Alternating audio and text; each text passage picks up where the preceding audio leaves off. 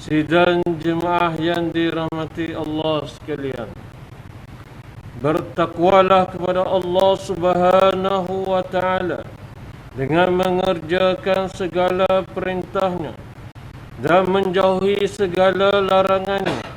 Semoga madrasah Ramadan yang sedang kita jalani ini dapat menyuburkan ketakwaan yang tinggi pada Allah Subhanahu wa Ta'ala bagi mencapai kejayaan hidup di dunia maupun di akhirat kelak.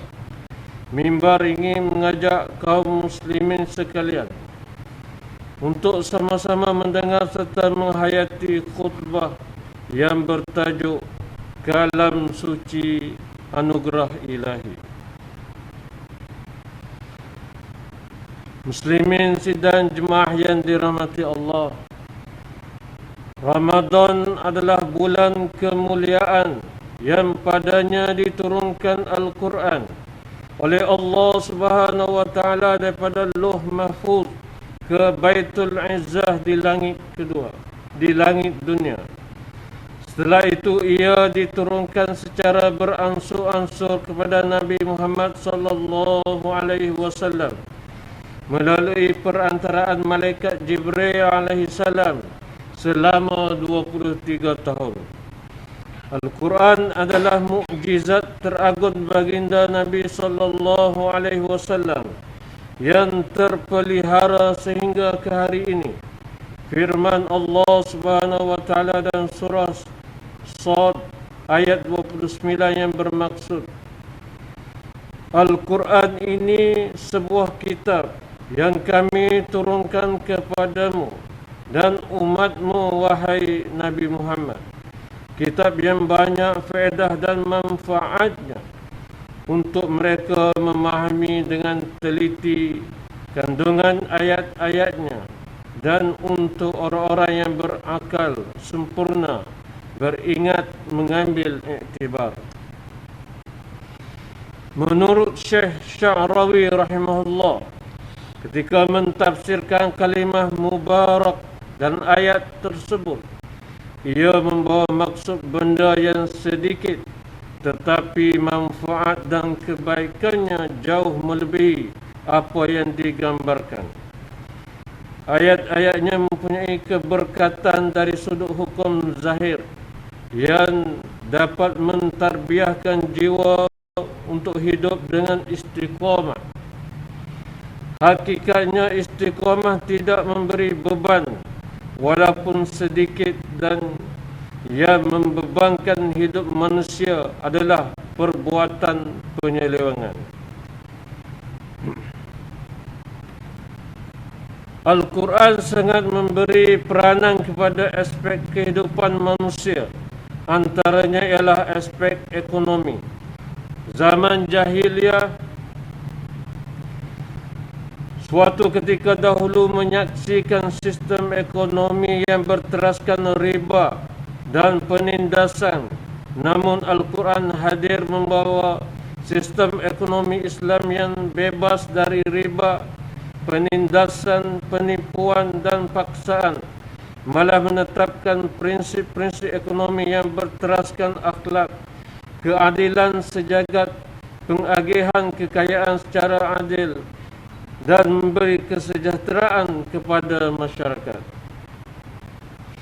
Al-Quran juga membawa peranan yang besar untuk mendidik manusia dalam menjalani kehidupan di dunia ini melalui konsep ta'lim, tarbiyah dan ta'dib. Al-Quran bukan sahaja menerapkan ilmu-ilmu berkaitan fardu ain, bahkan juga ilmu-ilmu fardu kifayah seperti perniagaan, kedoktoran, ekonomi, fizik, astronomi dan sebagainya. Bahkan Al-Quran telah memainkan peranan yang cukup penting dalam pembinaan tamadun Islam agar umatnya terus belajar, mengkaji dan mencari ilmu.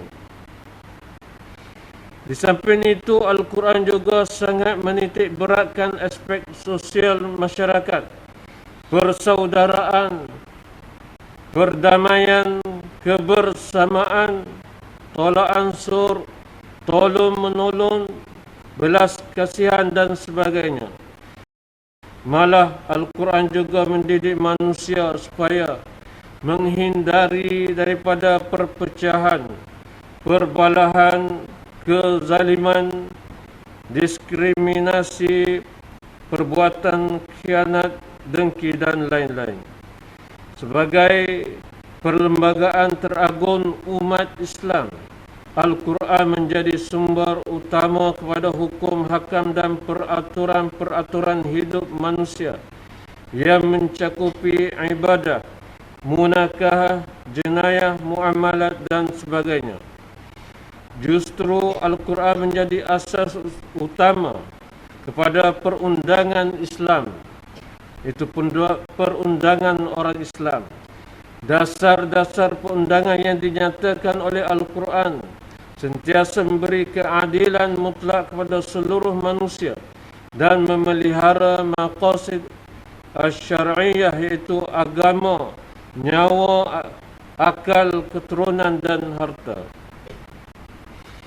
Muslimin sidang jemaah yang dirahmati Allah, di saat kita sedang menghadapi pertengahan Ramadan, mimbar ingin menyeru sidang jemaah sekalian agar terus mendampingi Al-Quran.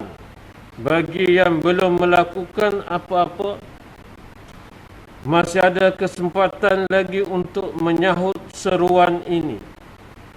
Usahlah dibiarkan Ramadan yang kita lalui berlalu dengan begitu sahaja tanpa kita membaca, menghayati dan bertadabbur ayat-ayat suci Al-Quran. Ingatlah, hak Al-Quran mesti sentiasa dibaca dan difahami. Jika melihat Al-Quran pun telah dijanjikan ganjaran oleh Allah Subhanahu wa Ta'ala, apatah lagi jika kita membaca, menghafal, memahami dan mengamalkannya. Imam Al-Bukhari meriwayatkan hadis daripada Sayyidatina Aisyah radhiyallahu anha bahwasanya Rasulullah sallallahu alaihi wasallam telah bersabda yang berbunyi, "Masalul ladzi yaqra'ul Qur'ana wa huwa hafizun lahu ma'as safaratil kiram al-bararah. وَمَثَلُ الَّذِي يَقْرَأُ وَهُوَ يَتَعَاهَدُهُ وَهُوَ عَلَيْهِ شَهِيدٌ فَلَهُ أَجْرًا." Yang bermaksud perumpamaan orang membaca Al-Quran sedangkan dia menghafalnya, maka ia akan bersama para malaikat mulia. Sedangkan perumpamaan seorang yang membaca Al-Quran dengan tekun dan dia mengalami kesulitan atasnya, maka dia akan mendapat 2 ganjaran pahala. Justru berazamlah untuk menjalani kehidupan dengan mendampingi Al-Quran. Kita boleh membacanya dengan menggunakan pelbagai aplikasi Al-Quran, namun pastikan aplikasi tersebut yang telah dipasang pada telefon pintar anda adalah tepat dan betul untuk digunakan. Di samping dapat membaca, kita juga dapat memahami makna setiap ayat dengan pantas. Marilah kita mengajak isteri, anak-anak dan saudara mara kita untuk melazimi membaca dan bertadabbur Al-Quran menggunakan aplikasi moden seperti WhatsApp dan sebagainya. Mimbar ingin menegaskan bahawa kita mestilah mengamalkan apa yang telah dibaca, bukan setakat memahami tanpa menjadikannya sebagai panduan hidup. Marilah kita membudayakan amalan membaca, memahami dan bertadabbur ayat-ayat suci Al-Quran dalam kehidupan kita, walaupun di mana sahaja kita berada dan bekerja. Ingatlah bahawa setiap orang Setiap seorang dalam orang Islam seharusnya mempunyai sekurang-kurangnya senaskah Al-Quran. Justru amatlah digalakkan kita menghadiahkan Al-Quran kepada ahli keluarga, kenalan dan rakan sekerja. Di samping itu, kita juga boleh mewakafkan Al-Quran kepada pihak-pihak yang memerlukan. Dalam suasana keindahan melakukan ibadat di bulan Ramadan ini, marilah kita mengambil peluang untuk bertadarus Al-Quran di masjid, surau, rumah pejabat dan di mana sahaja yang sesuai, demi meraih keberkatan dan kerahmatan daripada Allah Subhanahu wa taala. Muslimin sidang jemaah yang dirahmati Allah sekalian, Al-Quran merupakan anugerah terbesar bagi kehidupan kita. Ia adalah penawar bagi segala penyakit rohani dan jasmani manusia. Ia menjadi pengubat buat jiwa manusia yang sedang dilanda keresahan, kebimbangan dan keluh kesah. Dalam situasi pandemik COVID-19 ini, tidak dinafikan kebanyakan masyarakat kita hari ini dihimpit dengan pelbagai tekanan hidup, kesempitan dan kesusahan. Justru Al-Quranlah adalah penawar yang dapat mententeramkan dan mengharmonikan jiwa insan yang dihimpit pelbagai mihnah dan ujian. Mudah-mudahan dengan keberkatan Al-Quran yang selalu kita lazimi di bulan yang mulia ini, Allah Subhanahu wa taala akan menghapuskan wabak pandemik COVID-19 dari bumi ini, insya-Allah. Mengakhiri khutbah, renungkan firman Allah Subhanahu wa taala dalam surah Al-Isra ayat 82. A'udzu billahi minasy syaithanir rajim. Wa nunazzilu minal Qur'ani ma huwa shifaa'un wa rahmatun lil mu'minina wa la yaziduz zalimina illa khasara. Yang bermaksud, dan kami turunkan dengan beransur-ansur dari Al-Quran ayat-ayat suci yang menjadi ubat penawar dan rahmat bagi orang-orang yang beriman kepadanya.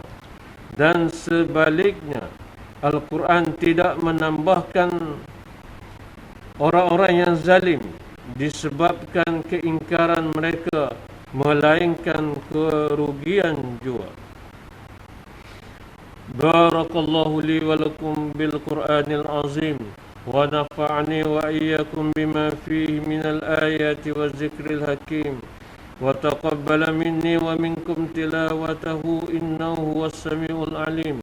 Aqulu qawli hadza wa astaghfirullahal azim li wa lakum wa lisairil muslimina wal muslimat wal mu'minina wal mu'minatil ahya'i minhu wal amwat فاستغفروا إنه هو الغفور الرحيم.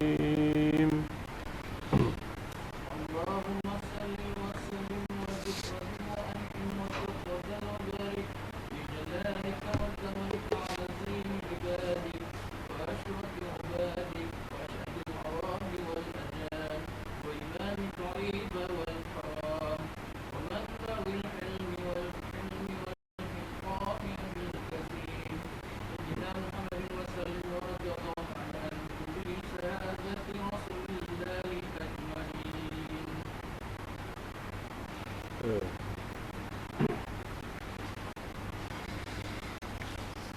الحمد لله رب العالمين والصلاة والسلام على سيدنا محمد النبي الأمين وعلى آله وأصحابه الطاهرين ومن تبعهم بإحسان إلى يوم الدين.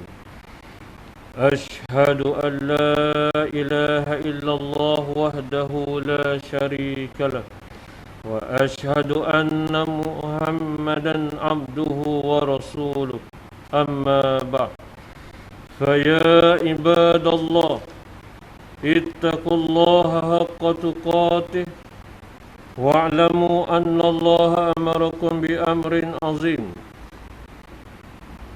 أمركم بالصلاة والتسليم على نبيه الكريم فقال الله تعالى إن الله وملائكته يصلون على النبي يا أيها الذين آمنوا صلوا عليه وسلموا تسليما اللهم صل على سيدنا محمد وعلى آل سيدنا محمد كما صليت على سيدنا إبراهيم وعلى آل سيدنا إبراهيم وبارك على سيدنا محمد وعلى آل سيدنا محمد كما باركت على سيدنا إبراهيم وعلى آل سيدنا إبراهيم في العالمين إنك حميد مجيد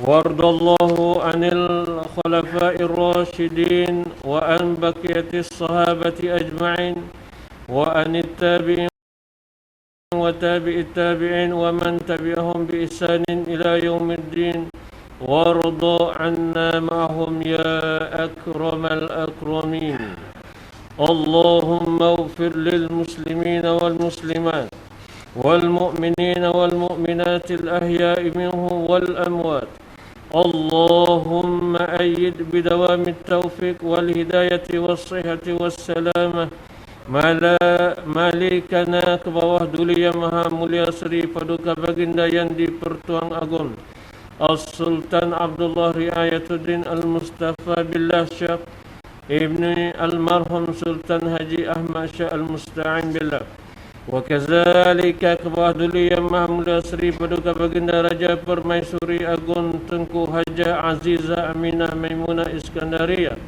binti almarhum al-mutawakkil ala Allah Sultan Iskandar al-Hajj Allahumma ij'al baladana Malaysia aminan mutmainan sakha'an rakha'an daru adlin wa iman wa amnin wa aman wa sa'ira biladil muslimin Allahumma a'izzal islam wal muslimin wa dammir a'da'aka a'da'ad din وانصر من نصر الدين واخذل من خذل المسلمين وأعلي كلمتك إلى يوم الدين اللهم إنا نعوذ بك من البرص والجنون والجذام ومن سيء الأسقام